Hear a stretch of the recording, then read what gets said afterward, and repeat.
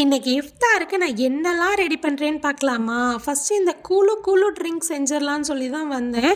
இந்த குளு குளு ட்ரிங்க் எப்படி செய்கிறதுங்கிறது ஒரு ஷார்ட் வீடியோவாக கீழே கொடுத்துருக்கேன். வேணுன்னா செக் பண்ணி பாருங்கள். சைடில் சிக்கன் சீஸ் சாண்ட்விச் செஞ்சிடலான்னு சொல்லிட்டு அதுக்கு இந்த சிக்கனு, கேப்சிகம், இந்த சீஸ் இதெல்லாம் போட்டு பெரட்டி வதக்கி ஏதோ பண்ணிகிட்ருந்தேன். சரி, ப்ரெட்டுக்குள்ளே ஸ்டஃப் பண்ணி அதை அழகாக டோஸ்ட் பண்ணி எடுத்துட்டோம்னா ரொம்ப சூப்பராக இருக்கும். பசங்கள்லாம் லைக் பண்ணி சாப்பிடுவாங்க.